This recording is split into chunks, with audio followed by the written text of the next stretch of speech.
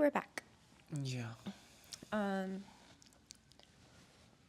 about you tell me about why you put this on the list? Why does it make you happy? What Yeah. about it made you Okay. want to put it on the list, especially as the only Hindi song? Yeah, it's the only Hindi song on the list. It reminds me of just listening to my mom sing the song. And she used to sing the entire intro. And obviously, like, this is the situation where I'm going to start again, if that's okay. No, that's fine. Yeah. I put the song on the list because it reminds me of listening to my mom sing this song as a kid. Uh, when my dad would be hanging out with his friends and, just like family friends together, and people are like sufficiently drunk to start making like song requests. Mm-hmm. And my dad would ask my mom to sing, and my mom would sing this song, Mm-hmm. and she would like sing the whole intro melody. And then yeah, it just reminds me of that. And it came up on shuffle uh, randomly, I think about sometime last month. Mm-hmm. And yeah, it just instantly makes me think of that. And I think my mom also, I think my mom sang this song at my brother's wedding, Oh, but I'm not sure. you're not sure? You I don't think remember? she did. I think she was preparing it for sure. I don't know if she actually performed it or not. So I remember singing. I remember her singing Singing it. it?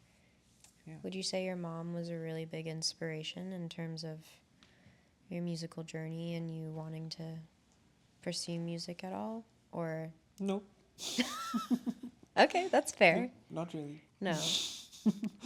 Just it was so. I started singing very early on, and I only used to sing English. I don't know why, but I mostly only sang all English songs. And then, like, I kind of, for me, it was, so just wait as a a second. 4-year-old, I think someone's here. it's okay, it's, Oh, just the sound in the background. yeah, it's okay. Um, what was I saying? You're saying that your mom was not necessarily an Yeah, inspiration yeah, yeah. because So you were... I remember as like at 4, 5, 6, for me it was like weird when I heard a song, I used to be able to listen to the melody and like repeat it. And I just assume that everyone else also hears music the same way and is just able to like, listen to it and like sing it back. But people don't really listen to the melody that carefully. People don't like people just don't listen to music as consciously as I was probably listening to music when I was consciously is the wrong word. I don't know. Just Like like you were a little more perceptive as you were listening to it. You were paying a little more attention. Is that... I don't know. I was just able to like immediately hold the melody and like sing it back. Okay. Which I was surprised when other people weren't able to, because I just for the longest time I just assumed that that's how people are. That's just something that you're able to do. If you like a song, you can just learn the tune of it and just like sing it back. And then when I was like 8, 9, 10, I think around that time I kind of realized that no, some people are better at doing that than other people. Right. Remember, I had no musical people in my family or friends, no musical people at all. But your mom sang. Exactly. That is when I realized that, oh, I'm probably able to do this because my mom is also able to do this. So, which I was like, I had already recognized that I'm able to sing and like other people around me are not the way I'm able to do it. And the way I'm able to like, just learn a melody by ear. And then when I was like 8, 9 or 10, around that time I heard my mom sing and I was like, oh, okay, she's also able to do it. And now when I think about it, I feel like, because I'm a voice teacher and a vocal coach as well, and I've been teaching for like over 5 years now. I've worked with more than 100 singers, as like a lot of children under the age of 10, at least 50, I would say, under the age of 10. So I mean, it wasn't a surprise that, like, some people are, More adept. yeah, like, just like able to recognize patterns in Mm-hmm. sounds in the form of a melody, and just like, hold it, hold a Mm. note. Just if I play you a note, are you able to hold it back? Just like, I feel like it's just your musical aptitude Mm. in a way. And like, everyone has a different level of musical aptitude. There's people, there's kids who are like 3 or 4 years old when they're able to, like, you know uh, not just hear and sing back the note, but also know exactly what note that is. People have perfect pitch. Charlie Puth had perfect pitch when he was like 4. Mm-hmm. So it's just a difference in musical aptitude. So I feel like my mother's side of the family generally does have a musical aptitude, but beyond a point, if you don't really, you know, Cultivate it. yeah, then it's not gonna go anywhere. So I feel Mm. like, when I listen to my mom sing songs, she's, especially with particular Hindi songs that she has heard a lot more than I have. Mm-hmm. I remember there was this one Jagjit Singh song where I was like, I was just singing it to my mom, and I was like, do you know this song? Because Jagjit Singh is like one of her favorite singers. Mm-hmm. And one of my friends played me that song, and I remember I was, this is when I was older, and I was like 18, 19, and I was just like singing that song or something, and my mom was like, no, it's not like that, it's like this, and she corrected my melody, and I was just like, Mm. whoa, okay. So she could instantly hear one note going differently. It wasn't even off key, it was in the same key, it was just a different note. Mm-hmm. So like, she definitely has that ear, but she's never had any music lessons in her life, and she's never done Mm. anything to, like, um I mean, she loves to sing and she sings, but she's never done it with the intention of, actually Like trying to getting become a better singer at, no, necessarily. even like, with the intention of getting better at it. She I just does it see. naturally, and just like, yeah, I feel that was like very interesting. But yeah, I do feel that, like, I do get it from her, Mm. because my dad's side of the family is like horrible in terms of, like, no, they're literally tone deaf. Oh God. I'm not even kidding. Yeah, then you get Like, it from her for sure. yeah, like, they would be singing a song, they would be singing along to a song completely off key and not realize that they're off key. And I would just be like, fucking, like, what is going on? What are you doing right now? Do you not hear yourself? You know who else does that? Who? Samriddhi. Really? Samriddhi does that. Wow. It's fine. Well, not everyone has musical Aptitude. aptitude like you do. No, like, yeah, a lot of people do. Mm. And I also feel that because I've worked with 3-year-olds as well, Mm-hmm. I feel like you can, like, affect the musical aptitude baseline Like you can in those years. Like, train them when they're yeah, younger. you can, yeah, I definitely. feel like that makes sense. There's here's my theory. The reason why someone like Charlie Puth developed perfect pitch is not just genetic.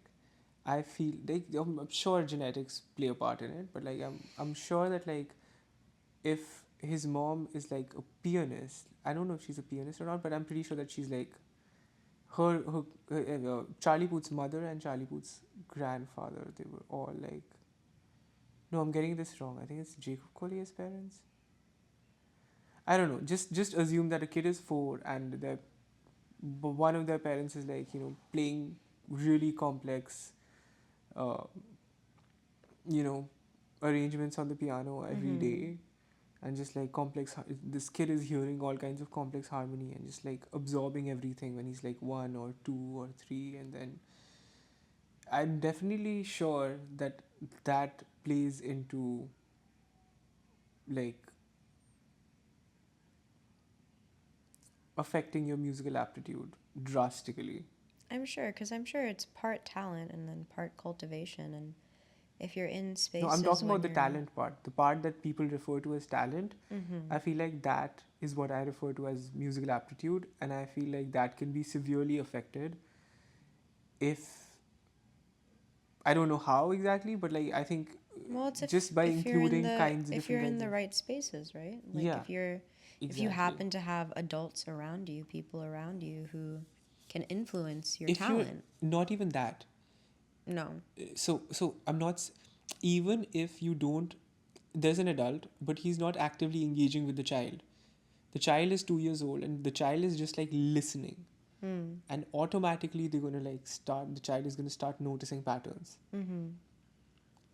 In harmony and rhythm. Mm-hmm. So complex patterns of harmony and rhythm fed to an infant can just lead to a better musical aptitude, is what I'm saying. Right. But it's just a theory. I think it's true because, yeah, I just feel that it just sounds like something that would be true. I don't know. Sure. I just feel It's like, a theory. It's a theory. I feel like it also has something to do with why people say that when um, women reach a certain stage of pregnancy, after that, if you play like classical music to, you know, the fetus or Right. Yeah. In the wait, belly. Yeah. fetus, I think at The that fetus. stage. I don't know.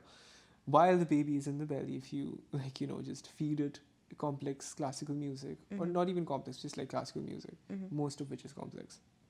Relative to pop music, Mm-hmm. classical compositions are like much more complex. Mm-hmm. Um, yeah, so it just like leads to better development of some part of the brain, which is, I don't know. I don't know the specifics of this, but you know where I'm going with this, right? I don't know. I've definitely heard of that. I also Yeah, don't know it's the specifics of it, but I do know that there's some sort of studies around it. scientific merit in playing classical music for your baby. And I also noticed that out of the 33 songs, this was the only one that had anything to do with any of my parents.